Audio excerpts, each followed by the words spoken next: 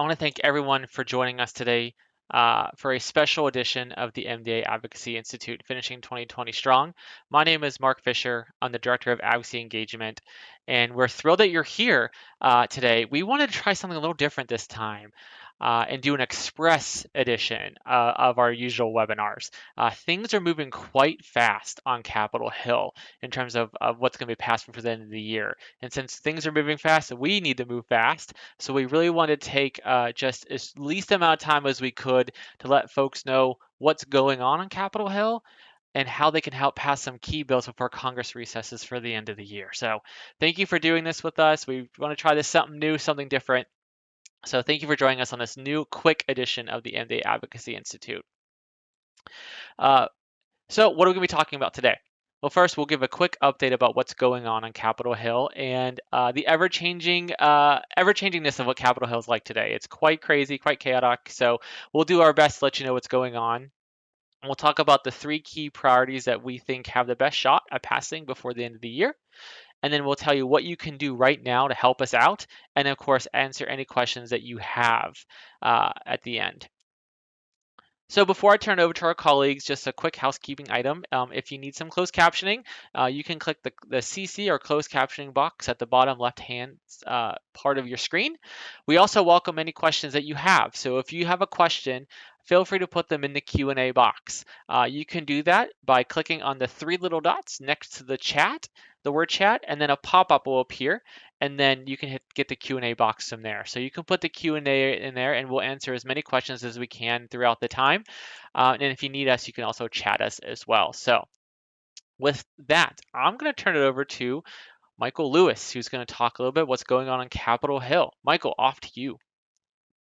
All right. Well, we are currently in what is called the lame duck session of Congress. It's the period between an election and the induction of the new Congress, which will happen in a little over 2.5 weeks right after the New Year. It is really a race against the clock to pass key legislation. The current budget operating apparatus expired on Friday. That is the legislation that funds the government. The current operating budget expires Friday, so we're racing to get a new budget out. The leaders in Congress are, as we speak, hammering out the details and the top line spending figures for a broader budget bill that would fund the government through next year. Congressional leadership on both sides want to get that done before the new Congress. But they're still working. What will likely happen is the House will introduce another continuing resolution today and vote on it tomorrow. That resolution will buy members of Congress about another week of time to continue to work on hammering out a much broader spending package that will last throughout 2023. A lot of members, most members, want to go home next Friday for the holidays, but that may or may not happen. You will also have a lot of Republican members of the House and Senate that want to pass a stopgap funding measure that would carry us over into the new Congress because they want the new Congress to have a say in the budget bill for 2023. There's a lot of competing priorities. This is the time when members scramble to get their pet bills included in whatever end of year package might pass. But obviously, the if anything goes through, it's gonna be one bite at the apple. So, a lot of people probably will be disappointed, but there will be uh, a lot of stuff that is included in the year-end package. Our goal is to continue to work on getting our priorities, legislative priorities, included in whatever package is put forward. And Paul will give an overview of that on the next slide. Paul? All right. Thank you very much, Michael, and thank you, Mark. For those who don't know me, I'm Paul Melmeyer. I'm the Vice President of Public Policy and Advocacy here at MDA. And as Michael well laid out, we do have an opportunity in front of us right now, and that's to get certain priorities, legislative priorities of ours, and of course the entire neuromuscular disease community, into this potential bill that could be passed by the end of the year. And these priorities are the following. The first is the Able Age Adjustment Act, which Michael will walk you through here in a moment. The second is the SSI Savings Penalty and Elimination Act, which Michael will also walk you through in just a second. And then the third is actually not just one bill. It's kind of a handful of bills that are all wrapped into one. But we call them the FDA and clinical trial reforms, which I will give you an explanation on here after Michael talks about these other two pieces of legislation. But as you know, these aren't our only priorities that we've all been working on together. I think many of you who are with us on today's webinar, you've been with us all along. You've been already emailing your members of Congress or calling them. Perhaps you participated in our virtual lobby day earlier this year. So you know that there's been a lot of other things that we've been working on, including accessible air travel, access to genetic medicine, including genetic testing and genetic counselors. Newborn screening, of course, has been one of our very biggest priorities, trying to get the Newborn Screening Saves Lives Reauthorization Act across the finish line. And then a handful of other bills trying to increase economic independence for those with neuromuscular disabilities. Now, these are all still priorities of ours. In fact, accessible air travel will be one of our biggest priorities next year as we work to reauthorize the Federal Aviation Act and get accessible air travel priorities in that legislation. However, what's important to remember is this year, over these next couple of weeks, or maybe just 1 week for that matter, as Congress is deliberating on this end of year package, unfortunately, these other priorities, they're just not going to make the cut. They need more work, or they need to have committee hearings, or they just can't even be done yet, like the FAA reauthorization and accessible air travel. They're going to be really important. They are still very important, of course. We're going to be working on these things next year. But as we're talking about this year, if you're going to join us one last time in calendar year 2022, it's to try to get these three priorities at the top of the slide passed in the end of year package that Michael already introduced to you. So with that, Michael, I think I'm going to hand it back to you as we talk about the first priority, the Able Age Adjustment Act. Michael? Yeah, thanks, Paul. So, for those of you that don't know, about 8 years ago, um, in 2014, Congress passed the ABLE Act, which allowed people with disabilities who acquired the disability before age 26 to open a tax advantage savings account to save for specific disability related expenses that are not covered by Medicaid or other insurance. There's currently a bipartisan bill called the Able Age Adjustment Act that would raise the age by which you need to require the disability from age 26 to 46. Obviously, in an ideal world, there would be no age limit because you can get a disability at any age. But this was, what we could get members of Congress to agree on. Like I said, there's dozens and dozens, over 100 co-sponsored members of both parties in the House. Um, Tons of co-sponsors in the Senate. The Senate Finance Committee unanimously agreed to include this in a different bill this past summer that primarily has to do with tax policy and retirement. And they passed it out of committee. It's waiting for a vote by the full Senate.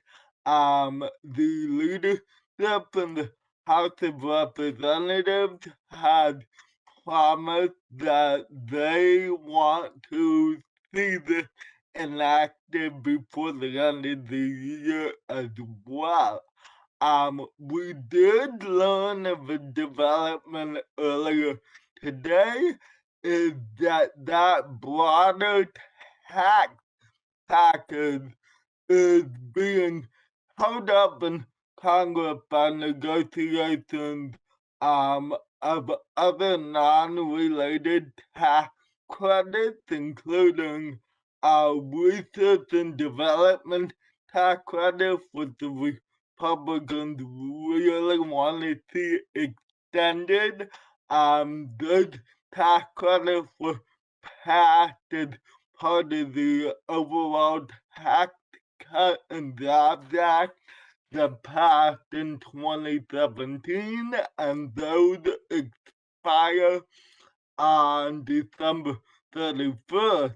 However, the Democrats, in exchange for extending the tax credit, they want to revive the child tax credit, the monthly payments that benefited so many families with children last year. Majority Leader Schumer views the slide vehicle as a point of leverage in getting both of these items included in a broader omnibus spending package. The good news is, like I just said, there is broad support for the Able Age Adjustment Act. Whether it passes in an omnibus budget bill or not, we can't say. We can only continue to advocate for its inclusion and hope that members of both parties can come to an agreement on a broader funding package. If that doesn't happen, there's a lot of fear that the entire government will have to operate on a flatline budget, and not very many people want to see that happen. So, next slide, please. The other bill that we're pushing for is going to be a much heavier lift, much more challenging to see enacted as part of an end of year package. Many people with neuromuscular disease rely on supplemental security benefits. That is the monthly benefit paid to elderly Americans as well as Americans with severe disabilities like ALS, Duchenne muscular dystrophy, and so forth. The SSI program has very stringent income and asset limits, basically limits on the amount of money you can have in the bank or property like a vehicle, a land, or a house that is worth money that could be liquidated. Um, the senators from Ohio, Rob Brown, a Democrat, and Rob Portman, a Republican that is actually leaving the Senate at the end of the Congress, have introduced what's called the Supplemental Security Income Savings Penalty Elimination Act. What it would do would be to increase the asset limit from $2,000 for an individual or $3,000 for a couple to $10,000 for an individual or $20,000 for a couple. The current limits have not been increased since 1989. The new proposed limits reflect what they would be today had the asset limit been indexed to inflation when the SSI began 50 years ago. There are several Republican co-sponsors, but there are still a lot of members who are very wary of the price tag. The Congressional Budget Office has said that increasing the asset limit to these levels would cost $10 billion over the next decade, and so there's a lot of Republican members that have a lot of concern over that. We're continuing to push for the inclusion of this in an end of year package. But like I said, out of all of our priorities, this is gonna be the most difficult one to pass. But because SSI has been in need of reform for so long, not only with asset limit, but other problems like the marriage penalty and the work penalty, um, SSI is really something that needs to be addressed not only for people with neuromuscular diseases, but people with all kinds of disabilities. So it's critically important that we continue to pressure lawmakers to address these much needed SSI reforms. Paul? Awesome. Thank you, Michael.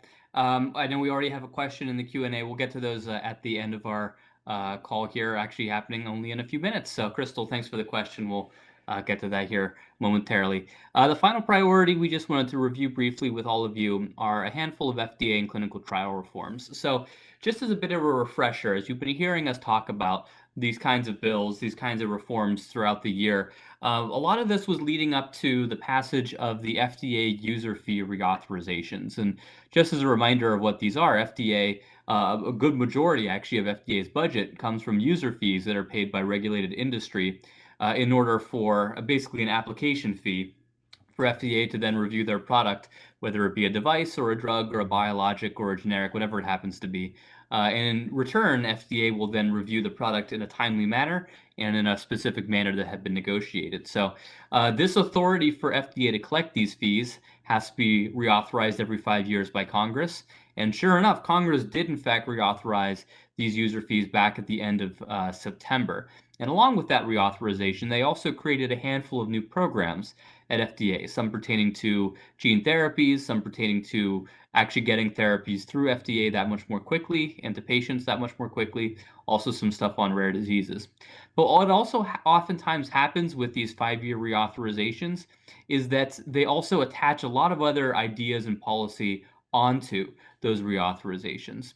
And what actually happened this year is rather than them doing it all at once back in September, they passed the user fee reauthorizations back in September, but they actually punted on a lot of the other important policy stuff that we had been asking for and that we had been working on. Many other patient communities had been wanting, many stakeholders across the entire spectrum had been asking for. So, for some who were thinking, wait, wasn't this addressed back in September? Well, partially. They got the user fee part of it done back in September, but they didn't get a lot of the other stuff done back in September, and that's why we're still talking about it. So, what do we still need to pass?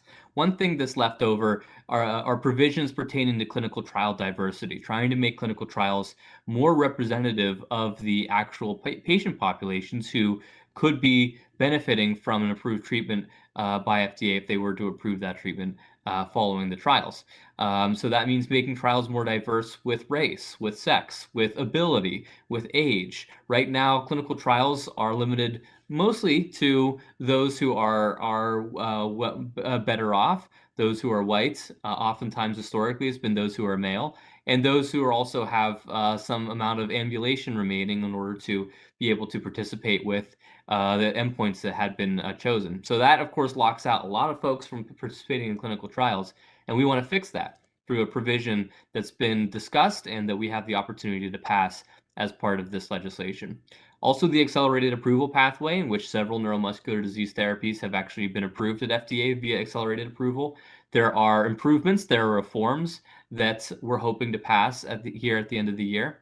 There is a small but still very important fix to the Orphan Drug Act. You all know the Orphan Drug Act as the piece of legislation that incentivizes biopharmaceutical companies to develop drugs for rare diseases in the first place.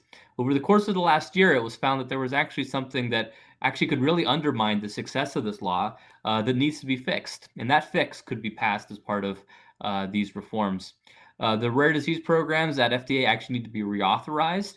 For example, the Orphan Product Grants Program will expire. The authorization for that program expires at the end of, well, actually December 16th, 3 days from now, if Congress doesn't act. So we need them to actually reauthorize that program for the next 5 years so that program can continue.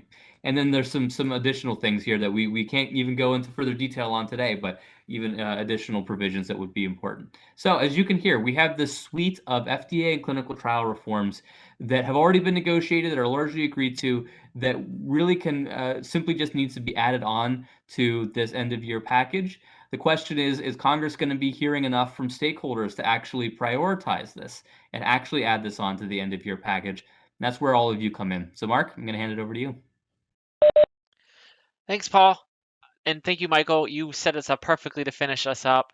Um, and from now in the next couple days, Congress needs to hear from all of us about these three bills. Decisions are being made now as we speak about what's going to be included at the end of the year and what's not. I'm sure if we gave this presentation tomorrow, we'd have even more to share because things are changing rapidly. But what's not changing is the power of your voice. So please, please, please reach out to your members of Congress on these three bills if you haven't already. And you can do that in a few ways. You can email your members of Congress, or you can follow those emails up with a phone call. You can do either email or phone call, just to let them know that you want them to pass these bills by the end of the year. And we put together a toolkit for everyone, which I'm going to put this in the chat right now. That gives you a little more, guidance and information on how to do that. So if you need some call scripts, you have some call scripts that can help you. With that. We also have some sample campaigns that you can email your members of Congress on as well. So if this interests you at all, I'm actually going to re-put that link in because I think it did not copy the way I had wanted it to. So I'm going to re-put that link in just one second. But here's the, oh, good, it works perfectly. I like seeing things work. So if this interests you at all, we have a toolkit up there just with some more information about how you can email your members of Congress via our website, or just some call scripts that you can use as well to call your members of Congress as well. Also, in about 3 minutes, you'll get an email from WebEx that will also have a link to that as well.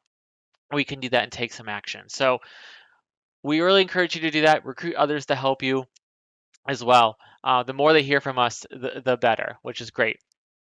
So with that, we have 3 minutes, but honestly, we can stand a couple minutes longer to answer some of your questions about what's going on and how you can help. I see we have one from Crystal, and I'm going to post it. This is probably to Michael, but I'll post it to both Michael and Paul. Is why, I'm assuming this is for the Able Age Adjustment Act, why was 46 chosen? I'll leave it up to the group to answer that question. That was based on a CBO score.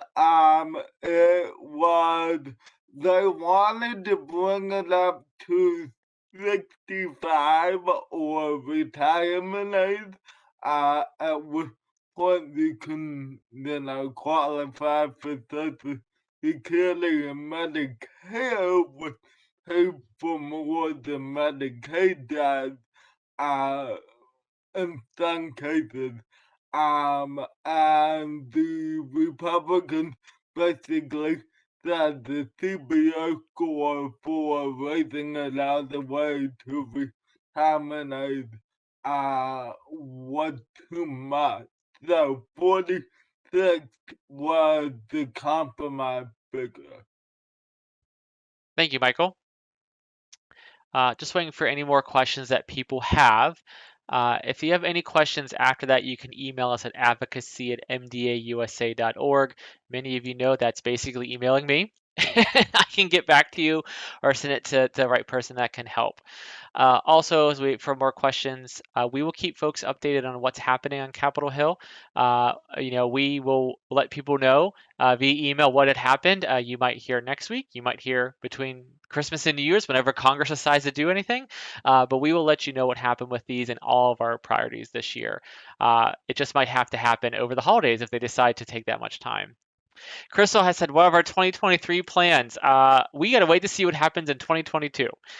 We sure know that air travel will be a huge part. The things that Paul talked about that quite didn't make it to the finish line this year, those will be our priorities next year, and we'll of course be adding some. But we will wait until what Congress does for that. And it could involve maybe a Hill Day in person. It could involve a virtual Hill Day. We just have to see what Congress is going to do at the end of this year. But we have some exciting plans to announce. But we just got to see what Congress does this year and then decide what some new issues we're going to take up are. But it's good questions. All right. We are, Paul, go ahead. I was going to say, plus we don't want to take any attention away from our January Advocacy Institute, which we haven't actually figured out what the topic is going to be yet, but it very well might be our 2023 plan. So want you all tuning in for that come January. Just one final thing to say. I think we have some really intrepid advocates with us, folks who have probably already emailed and called. Do it again. Don't feel that just because you already emailed your representative or you already called your senator's office, let's say a month or two ago, on these issues, that you can't do it again. Absolutely, you can. You can follow up as often as you would like and ask them again to be supporting these. Continuing to follow up on this is really important. That emphasizes to offices. I know several of MDA's team here has worked in congressional offices before. We know when we hear more often from constituents on these issues, they're very important. So call for a second time, email for a fourth time. Don't be shy. It's still incredibly impactful to do so, just in case we have some folks on the line who have already emailed or called before. Great point. Especially at this time of time when we're getting the crunch time. You definitely can call and email them more.